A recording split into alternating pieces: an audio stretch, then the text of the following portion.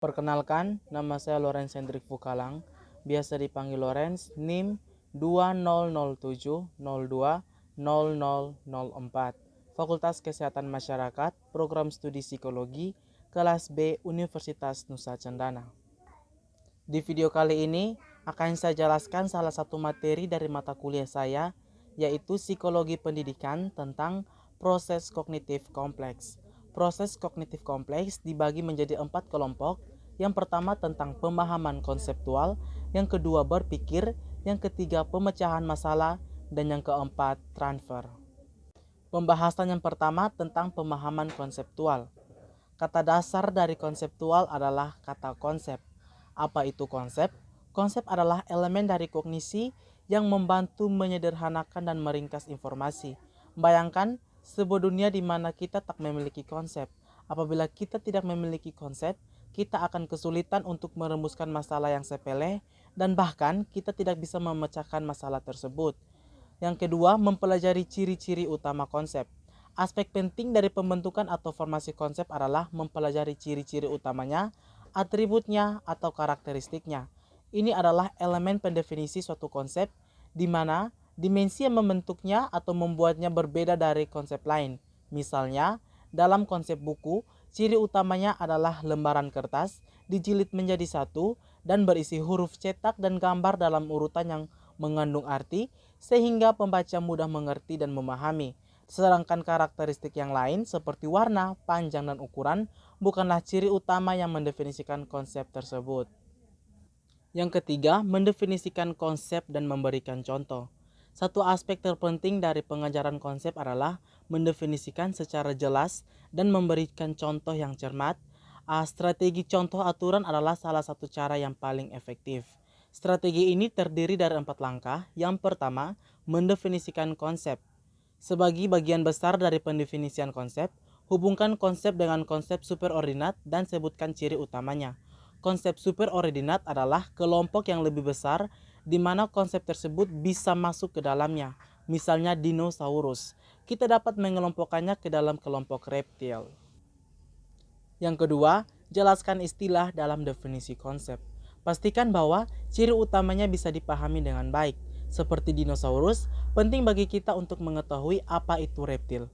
Hewan pemerata yang biasanya bertelur dan bersisik atau bertanduk dan bernafas dengan paru-paru. Yang ketiga, beri contoh untuk mengilustrasikan ciri utamanya. Seperti contoh dinosaurus tadi, kita dapat memberi contoh reptil lainnya seperti ular, buaya, dan kura-kura. Memberi penjelasan dan contoh dari suatu konsep adalah strategi yang baik untuk mengajarkan pembentukan konsep. Diperlukan banyak contoh jika Anda mengajarkan konsep yang kompleks dan saat Anda mengajar murid yang kurang cerdas. Dan yang keempat, memberi contoh tambahan. Suruhlah murid untuk melakukan kategorisasi, menjelaskan kategorinya, atau suruh mereka membuat contoh konsep sendiri. Mereka juga bisa diminta untuk memikirkan contoh hewan yang bukan termaksud dinosaurus seperti anjing, kucing, dan ikan paus. Pembahasan yang kedua yaitu tentang berpikir. Berpikir adalah mengelola dan mentransformasikan informasi dalam memori. Ini sering dilakukan untuk membentuk satu konsep, bernalar dan berpikir secara kritis, membuat keputusan, berpikir kreatif, dan memecahkan masalah. Yang pertama, penalaran. Penalaran adalah pemikiran logis yang menggunakan logika induksi dan deduksi untuk menghasilkan sebuah kesimpulan. Penalaran dibagi menjadi 2 kelompok, yaitu yang pertama, penalaran induktif. Penalaran induktif adalah penalaran dari hal-hal spesifik ke umum.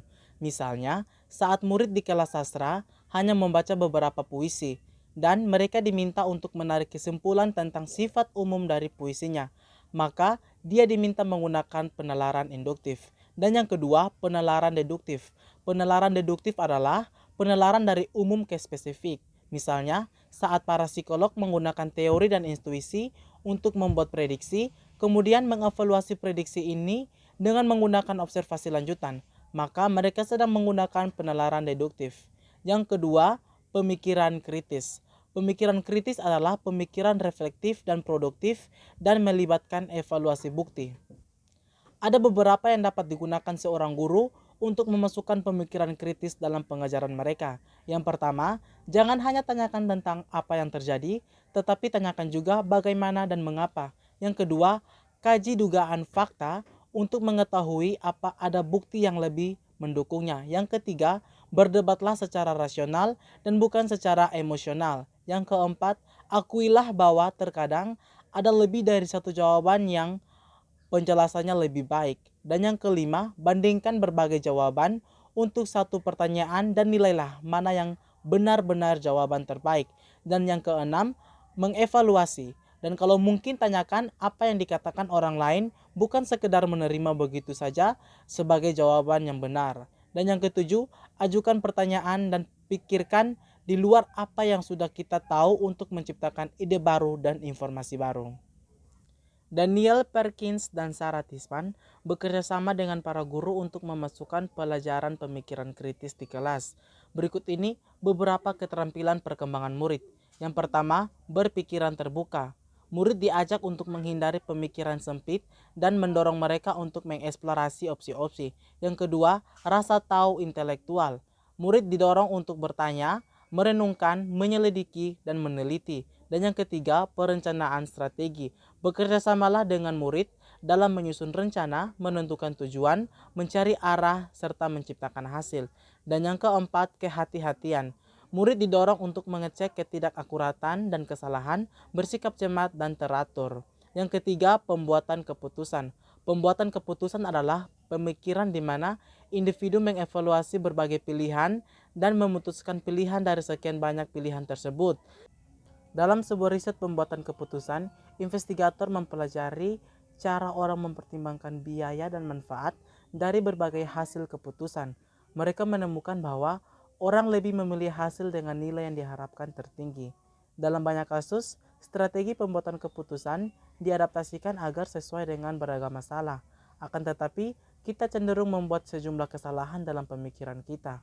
Kesalahan yang biasa terjadi dapat dipengaruhi oleh yang pertama, bias konfirmasi, yaitu kecenderungan untuk mencari dan menggunakan informasi yang lebih mendukung ide kita ketimbang yang bertentangan dengan ide kita. Yang kedua, kekerasan keyakinan, yaitu tendensi untuk mempertahankan keyakinan di hadapan bukti yang bertentangan. Yang ketiga, bias kepercayaan diri berlebihan, yaitu kecenderungan untuk lebih percaya diri dalam menilai dan membuat keputusan berdasarkan kemungkinan atau pengalaman masa lalu. Dan yang keempat, bias hindsight, yaitu tendensi kita untuk memalsukan laporan setelah fakta terjadi bahwa kita pernah memprediksi secara akurat suatu kejadian. Dan yang kelima, ketersediaan heuristik, yaitu suatu heuristik adalah kaidah praktis yang dapat menunjukkan suatu solusi masalah tapi tidak bisa dipastikan keberhasilannya. Selanjutnya yang keempat, pemikiran kreatif. Kreativitas adalah kemampuan berpikir tentang sesuatu dengan cara baru dan tak biasa dan menghasilkan solusi yang unik atas suatu masalah atau problem. Salah satu tujuan penting pengajaran adalah membantu murid menjadi lebih kreatif. Strategi yang biasa mengilhami kreativitas murid antara lain yang pertama, mengembangkan brainstorming. Brainstorming adalah teknik di mana orang-orang dalam sebuah kelompok didorong untuk menghasilkan ide kreatif, saling bertukar gagasan, dan mengatakan apa saja yang ada di pikiran mereka yang tampaknya relevan dengan isu tertentu. Yang kedua, menyediakan lingkungan yang memicu kreativitas. Seorang guru yang mendorong kreativitas seringkali mengandalkan pada rasa ingin tahu anak. Guru memberi latihan dan aktivitas yang memicu murid untuk mencari solusi masalah atau problem. Yang ketiga, jangan terlalu mengatur murid. Jika anak diberitahu aktivitas apa yang harus mereka lakukan, kemudian membiarkan murid memilih sendiri kesenangannya dan Anda mendukung kecenderungan mereka, maka Anda tidak akan menghancurkan rasa ingin tahu alamiah mereka. Apabila anak terus-menerus diawasi, semangat kreativitas dan petualangan mereka akan punah. Dan yang keempat, mendorong motivasi internal. Motivasi murid kreatif adalah kepuasan karena berhasil menciptakan suatu karya. Saat anak telah mencapai keberhasilannya dalam menciptakan karya, kita bisa memberinya hadiah sebagai penghargaan yang dapat meningkatkan motivasi dari si anak. Dan yang kelima, mendorong pemikiran yang fleksibel dan main-main. Kreativitas membutuhkan usaha. Usaha tersebut akan lebih lancar jika murid melakukannya dengan santai. Humor dapat melancarkan kreativitas. Ketika murid bercanda, mereka lebih mungkin memikirkan solusi yang aneh untuk suatu masalah. Bermain-main dapat membantu menghilangkan tekanan yang menghambat gagasan mereka. Dan yang keenam, memperkenalkan anak dengan orang-orang kreatif. Penting bagi anak untuk mengenal orang-orang kreatif seperti pelukis, penyair, dan lain-lain sebagainya. Lakukan hal yang paling sederhana, yaitu ceritakan bagaimana tokoh-tokoh kreatif tersebut berjuang. Pembahasan yang ketiga yaitu pemecahan masalah. Pemecahan masalah adalah mencari cara yang tepat untuk mencapai suatu tujuan. Misalnya, membuat proyek untuk pekan raya, menulis makalah, dan mengajak komunitas agar lebih sadar lingkungan. Langkah-langkah dalam pemecahan masalah. Yang pertama, mencari dan memahami masalahnya. Sebelum sebuah masalah dapat dipecahkan, ia harus dikenali terlebih dahulu. Yang kedua, menyusun strategi pemecahan masalah yang baik. Setelah menemukan masalah dan mendefinisikannya secara jelas, mereka perlu menyusun strategi untuk memecahkannya. Yang ketiga, mengeksplorasi solusi. Setelah kita menganggap kita telah memecahkan suatu masalah, kita mungkin tidak tahu apakah solusi kita efektif atau tidak, kecuali kita mengevaluasinya. Yang keempat, memikirkan dan mendefinisikan kembali masalah dan solusi dari waktu ke waktu. Langkah terakhir dalam pemecahan masalah adalah terus memikirkan kembali dan mendefinisikan masalah dan solusi. Orang yang pandai dalam memecahkan masalah biasanya termotivasi untuk meningkatkan kinerjanya. Selanjutnya, rintangan dalam memecahkan masalah. Yang pertama ada fiksasi. Fiksasi adalah cara yang menggunakan strategi sebelumnya dan gagal untuk melihat solusi dari sudut pandang yang baru yang segar.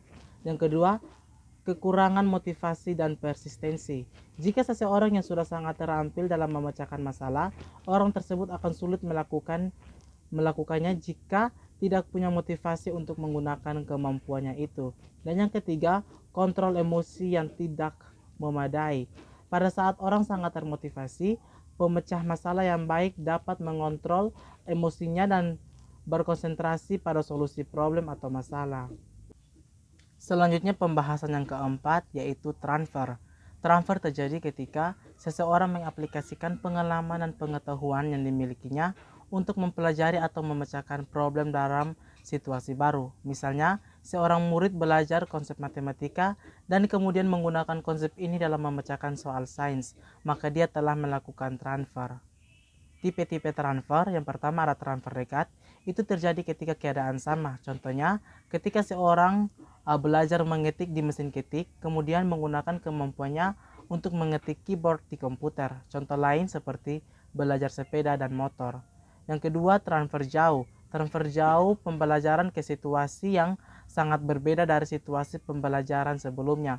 Contohnya, apabila murid mendapat tugas paruh waktu di perusahaan arsitektur dan menggunakan dan mengaplikasikan apa yang dipelajarinya, pelajaran geometri di sekolah untuk membantu arsitek menganalisis problem, maka di sini terjadi proses transfer jauh. Yang ketiga, transfer jalur rendah. Terjadi ketika pengetahuan sebelumnya secara otomatis dan biasanya secara tak sadar serta ditransfer ke situasi lain. Misalnya, ketika seorang membaca dan menemui kalimat baru dalam bahasa ibu, mereka bisa membacanya secara otomatis. Dan yang keempat, transfer jalur tinggi. Transfer jalur tinggi terjadi ketika transfer yang dilakukan dengan banyak usaha dan secara sadar. Misalnya, seorang murid belajar tentang menentukan tujuan perantara atau subgoaling di kelas matematika. Beberapa bulan kemudian, murid tersebut memikirkan bagaimana subgoaling bisa membantunya menyelesaikan tugas pekerjaan rumah yang panjang di pelajaran sejarah. Maka ini adalah transfer jalur tinggi. Salomon dan Perkins pada tahun 1989 membagi transfer jalur tinggi menjadi dua bagian, yaitu transfer menjangkau ke depan, yaitu terjadi ketika murid memikirkan tentang cara mereka mengaplikasikan apa yang telah mereka pelajari pada situasi baru. Dan yang kedua, transfer menjangkau ke belakang, yaitu terjadi ketika murid melihat ke situasi sebelumnya untuk mencari informasi yang membantu mereka memecahkan masalah dalam konteks baru. Kesimpulan, pemahaman terhadap konsep merupakan aspek penting dalam kehidupan manusia. Oleh karena itu, pemahaman konsep harus diajarkan oleh guru kepada siswa dalam kegiatan belajar mengajar. Dengan demikian, dapat mendefinisikan objek yang ada dalam kehidupan sehari-harinya dengan pemahaman konsep yang dibangunnya sendiri. Siswa juga diharapkan tidak hanya dapat menghafal suatu objek berdasarkan pengetahuan yang sudah terpola, tetapi siswa juga mampu mendeskripsikan objek dengan penalarannya sendiri.